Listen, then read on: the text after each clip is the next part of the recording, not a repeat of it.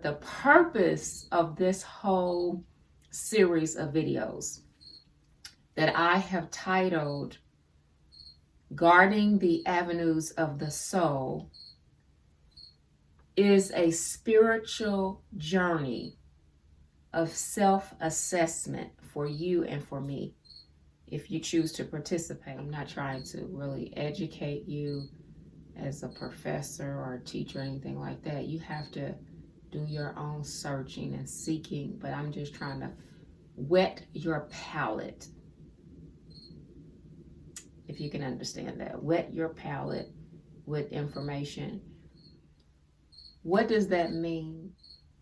You hear me talking about topics like water, soap. Later on, the next video will be about perfume. It gets deeper. How are these things related to your soul or to the avenues of your soul? Well, the avenues of your soul are considered your senses, okay? Sight, sound, hearing, smell, touch, and taste. And then some people believe there's a sixth sense, okay?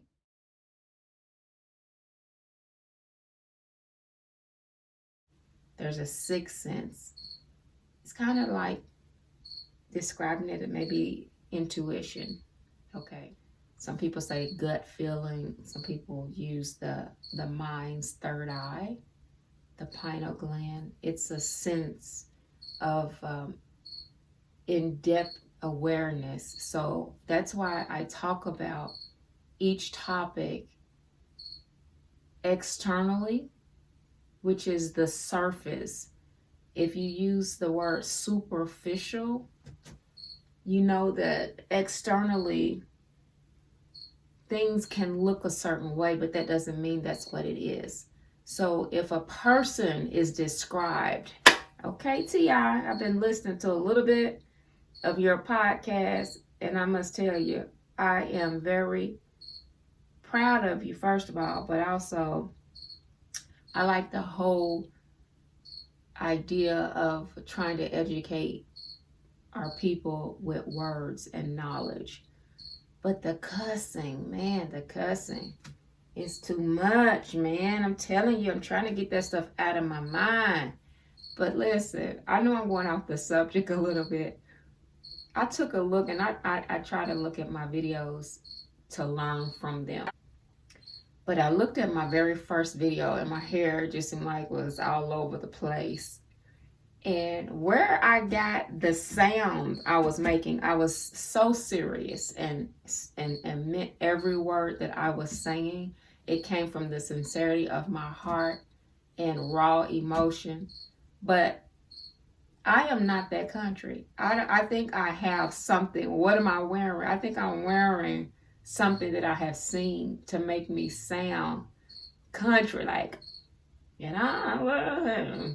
And the long time. I have never talked like that. So I watched that video and I thought to myself, where is all this coming from? Who is this chick? Who is it?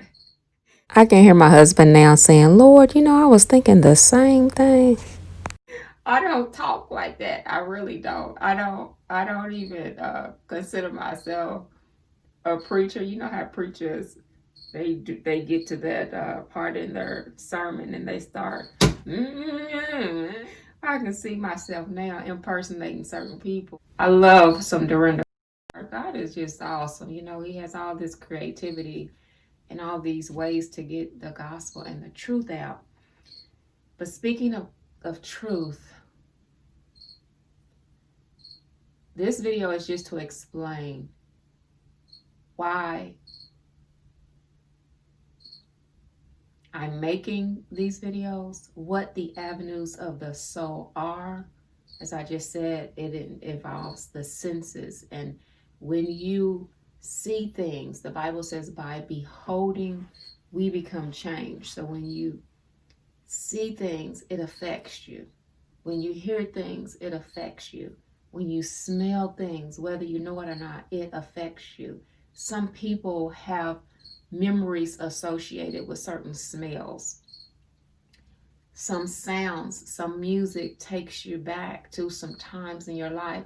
Some of them are good times, some of them may be bad, and you don't want to hear that music or that sound that's associated. The things that we put in our mouth not only have taste to them, but they nourish our body. They're ingested and they affect our bodies. Some of them nourish our body, some of them don't. So what we touch, how things feel to us, affect us. So these things are the avenues to the soul. And when I say, what are you wearing today? I could spray some water right now on my face. You might not be able to see it long because it will evaporate. Soap is something that we put on our bodies. We can rinse it off, but it's something that we wear if it's only for 5 or 10 minutes. But what I'm trying to do is not talk about the superficialness of the external wearing of things, but the internal and the spiritual connection that everything we associate with has. That's, if you can understand that, that's what I'm trying to do. So I have a list of things I'm going to be talking about, I'm going to be sharing, and God is educating me to the fact that, I was excited. This is so fun. I'm having such a good time. And then let me just tell you, there are about 2 videos that I took a look at this morning, and they made me mourn inside. They began to have a psychological effect on me. So I caution you.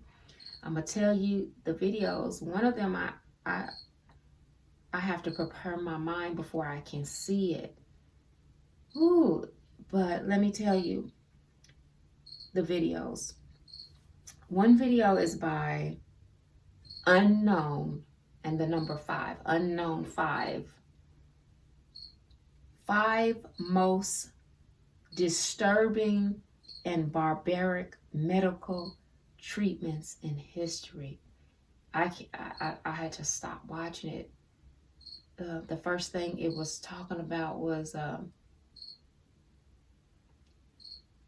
how they used to drill holes in people's skull so that the brain could get oxygen to fight off disease. They thought that when sickness was in the body, that your body needed oxygen, so your brain, your skull, there were these little holes that were drilled. And one picture that I saw was some people, about 4 or 5 people, holding someone down while they drilled a hole in someone's skull. Just, oh my goodness. Okay. Woo. One of them that I have to be prepared. I have to psych myself up to watch is by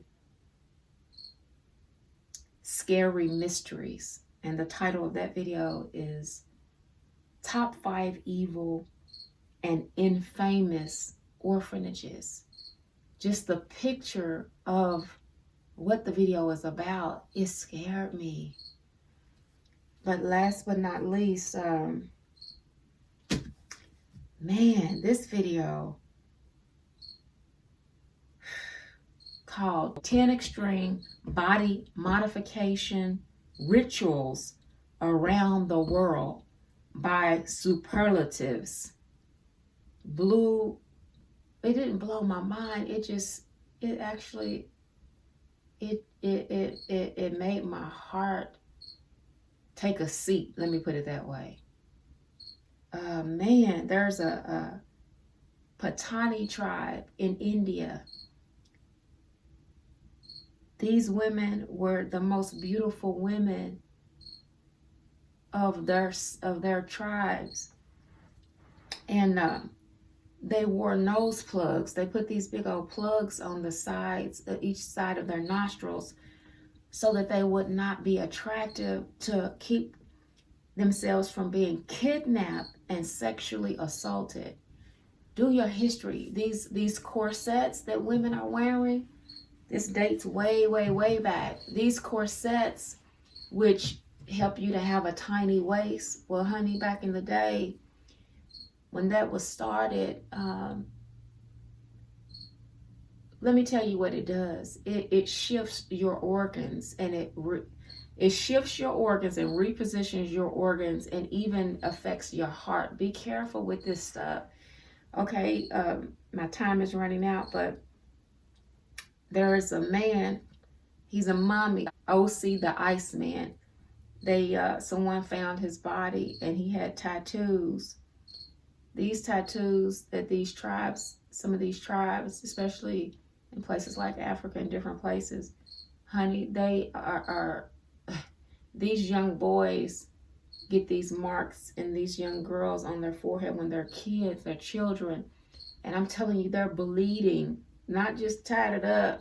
They're bleeding. They leave permanent scars on their body that represent something, and they can't cry, they can't make a sound, because it's a sign of weakness, and they can even be rejected because of that. Man, this OC, the Iceman mummy, had a size of 0 gauge holes in his ear. There are women and tribes in Africa that they think that stretching the neck, if your neck is elongated, it's attractive. So they practice stretching their neck by having these, I think they're 4-pound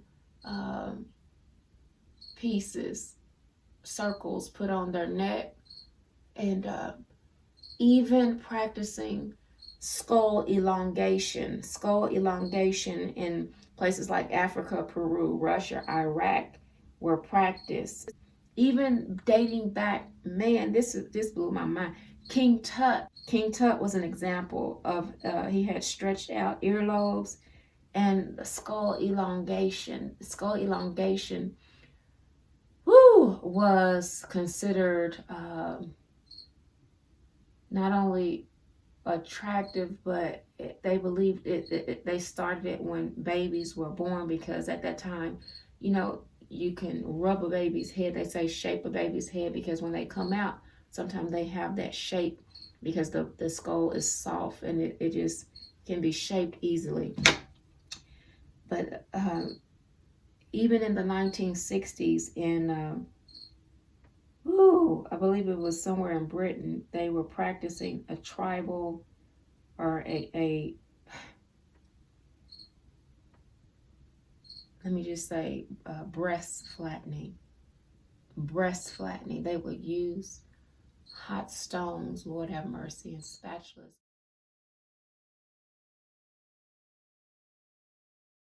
When children would become, when they were reaching puberty, so that they would not grow breasts. And I'm telling you, they would bandage their breasts. And now we're doing the total opposite, where everybody wants big, voluptuous, men love it, but they didn't want probably to attract attention to themselves. In this day and age, everybody wants to be the most gorgeous, the most beautiful. It's just,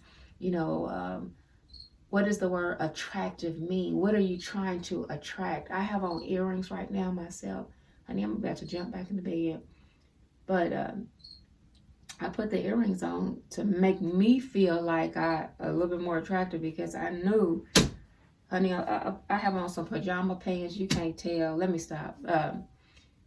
But it makes me feel a little more dressed up. That's why I have them on. But I'm going to get into the piercings, body piercings. Watch these videos though, and it might break your heart. It might break your heart. Woo!